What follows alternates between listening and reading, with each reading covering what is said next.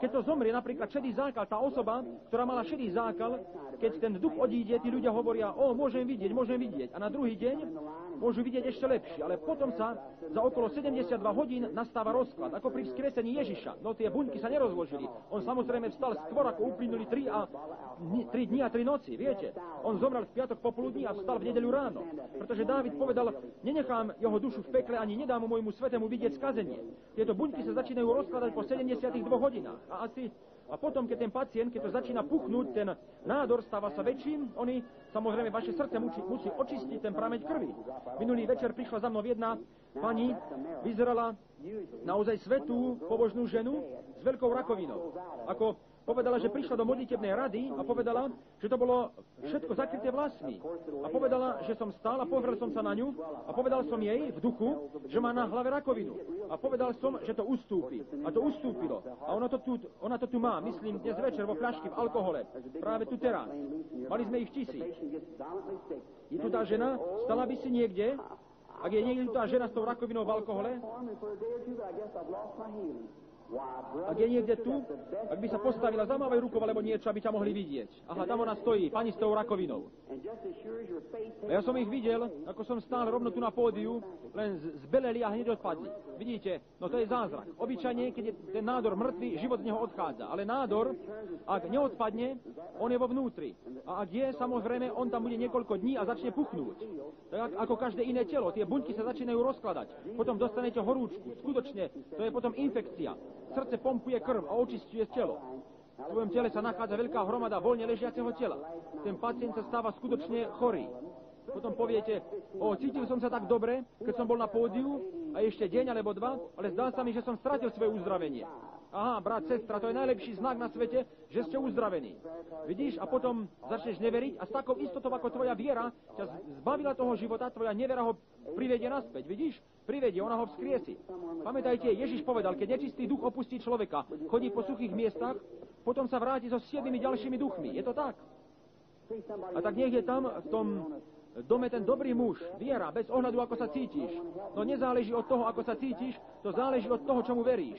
Ježiš nepovedal, cítil si to, on povedal, veril si tomu? To je to. Nech vás Boh žehná. No dobre. A pozrime sa teraz. Myslím, že minulý večer sme rozdali 100 modlitebných kariet pod písmenom Y. Nedostali sme sa ku všetkým. Zoberme teraz dnes večer tých, ktorí zastávajú 50. Kto má modlitebnú kartu 80? To by bolo 85. Kto má modlitebnú kartu 85? Zodvihli by ste ruku. Ak niekto tu, niekto vzadu, modlitebná karta 85. No dobre, 86. Kto má modlitebnú kartu 86? No dobre, 87. Uvidíme, prosím. Niekto s modlitebnou kartou 87. Len mu teraz verte, spievajte teraz. No nech každý tu, keby ste teraz robili len to, čo on hovorí. No nech vám čokoľvek povie, urobte to. Len to urobte. Len choďte a urobte, čo on káže urobiť. No ja som váš brat a len človek. No ak on príde a vezme tú biednú schránku a dostatočne ju požehná, aby nechal svojho Ducha Svätého pôsobiť cez ňu, potom budete vidieť Ježiša Krista pohybujúceho sa v jeho obecenstve. A teraz, bez ohľadu na to, ako veľmi by on potvrdil samého seba tu, ak mu neveríte, on pre vás nemôže nič urobiť. Je to tak, bez ohľadu na to, či by on stál rovno tu po mojom boku, viditeľne, že by ste ho mohli vidieť. No, ak mu neveríte, nemohol by som pre vás nič urobiť. Ale moje slovo bude len to, čo on povedal v písme. A ja sa budem modliť z celého svojho srdca, aby vám Boh pomohol. Pretože oni budú pravdepodobne matky a otcovia a tak ďalej tu, ktorí sú chorí a postihnutí v potrebe. No ja budem prosiť Boha, ako najlepšie budem vedieť, aby vám pomohol. Dobre. Postavte sa teraz do rady. Skloňme teraz všetci svoje hlavy. Láskavý Otče, prosím v mene tvojho syna Ježiša, nech Duch Svätý príde teraz a manifestuje skutky Ježiša Krista. Žehnaj týchto ľudí všade a urob, aby boli uzdravení, uzdroví ich a urob ich zdravými a šťastnými. A teraz, aby toto robiť, Otče, ty poznáš slabosť, poznáš tvojho sluhu a ja neviem, čo povedať, alebo čo robiť. A teraz urobil som to všetko podľa tvojho prikázania a verím, že ty budeš dnes večer, aby si požehnal a pomáhal týmto ľuďom. A Otče, Ak len necháš Ducha Svätého, aby prišiel na tvojho sluhu a zjavil nám tieto veci, čo máme robiť a ako to máme robiť, potom všetci budeme šťastní a budeme sa radovať. A toto obecenstvo bude veriť v teba, ako jedno srdce, v jednej mysli. A Otče, prosíme ťa o to, ako tvoj sluha, nech žiadna slabá osoba neupustí dnes večer toto zhromaždenie. Urob to, urobíš, Otče. Prosím s milosťou vo svojom srdci a vierou v mene Ježiša. Amen.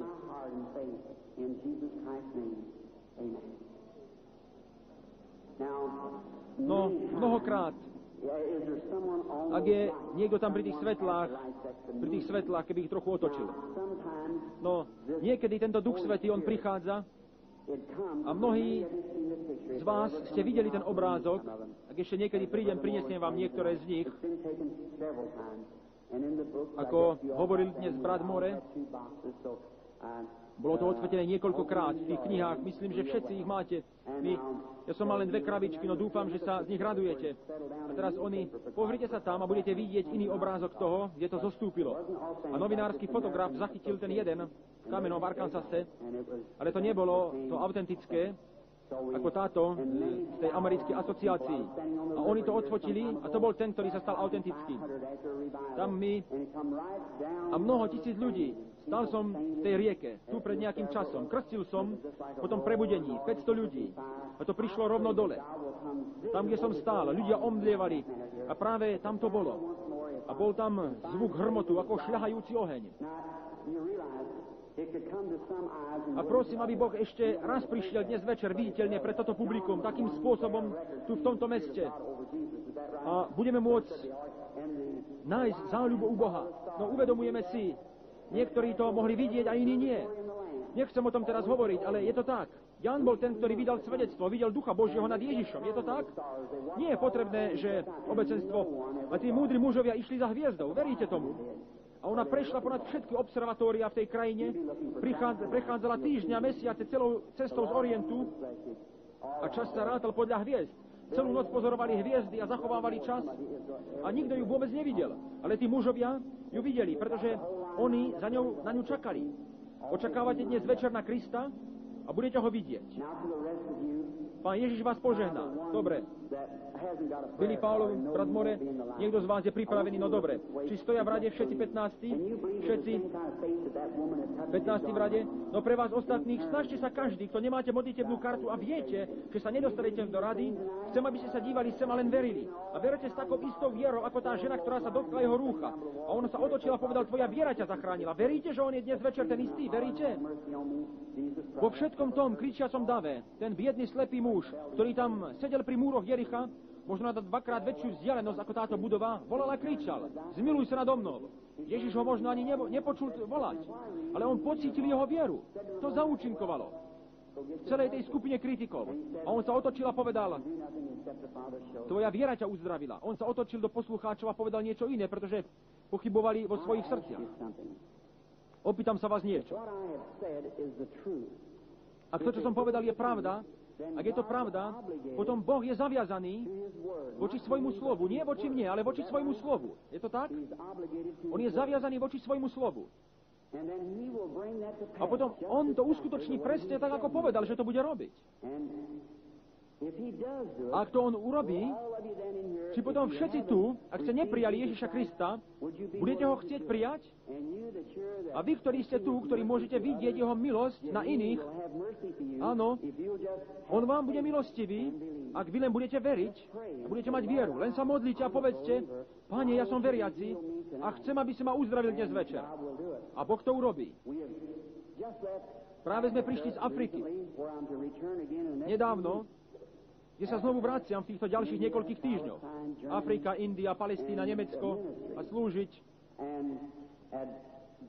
A v Durbane, v Južnej Afrike, potom ako okolo 3 alebo 4 ľudia prešli cez modlitebnú radu a oni videli moc Ducha Svätého, ako sa pohybovala medzi ľuďmi a videli, čo Boh robil. 30 000 ľudí prijalo Ježiša ako osobného spasiteľa. V jednom zavolaní k oltáru. Naraz 30 000.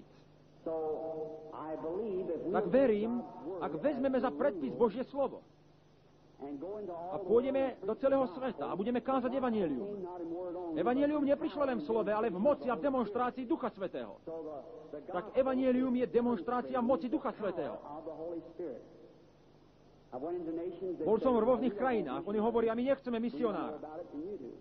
My o tom vieme viac ako ty. Ale chceme vidieť niekoho, kto má dostatok viery na to, aby zamanifestoval Božie slovo. To je to, čo oni chcú vidieť. A tak sa oni obracajú. Tak oni nachádzajú Krista, pretože oni veria takýmto spôsobom. A ja verím Bohu z celého svojho srdca, že bude mnoho dnes večer, ktorí tak isto nájdu Krista pre svoje srdce. Mojou modlitbou je, aby Pán Ježiš z Nazaretu požehnal všetkých a každého jedného z vás. No, v poriadku? Žiadny človek nikdy nehľadá Boha. Boh hľadá človeka. Nikdy na celom svete človek nehľadal Boha. Boh hľadá človeka. Keď človek na počiatku upadol v záhrade Eden, to ukázalo, že človek vybočil. Človek sa schoval. Boh hľadal človeka. Ježiš povedal, nikto nemôže prísť ku mne, koho by prv nepotiahol Otec. On prv musí byť potiahnutý od Otca. A potom rád by som vám niečo vysvetlil. Vidieť videnie. Koľkým ľuďom sa tu sníval niekedy nejaký sen?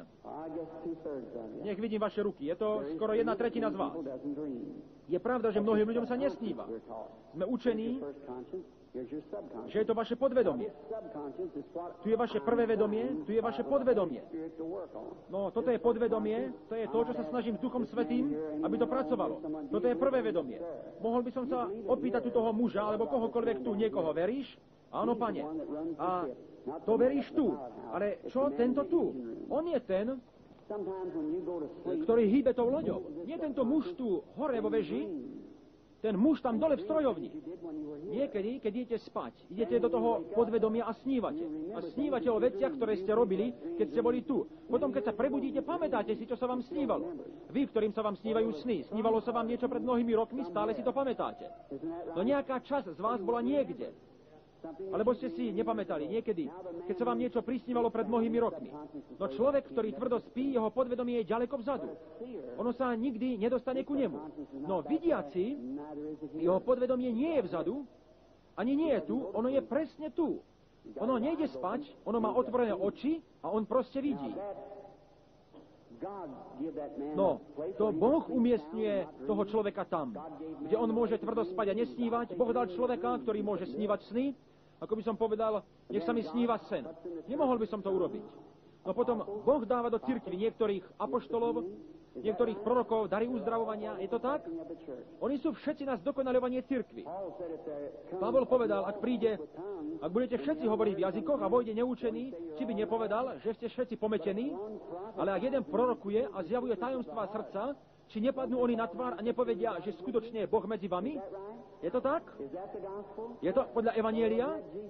No, či to nebol Ježiš Kristus včera? Či nie je on i dnes? Môžete mu veriť cez hovorenie jazykov, môžete veriť skrze Ducha Svätého, ale ja mu verím v plnej miere, že on je ten istý Pán Ježiš. On nie je mŕtvý. On vstal z mŕtvych a je dnes večer tu, teraz, tu na pódiu. A nech on žehná a pomáha. A ja som nikdy predtým nebol v tomto kraji a pokiaľ viem, nie je žiadna živá duša, ktorú tu môžem vidieť pred sebou, ktorú poznám. Veľmi málo tu na pódiu. Brat Boaz, pamätám si ho, videl som toho muža vedľa neho, nepamätám si jeho meno, ale brat Lincaj.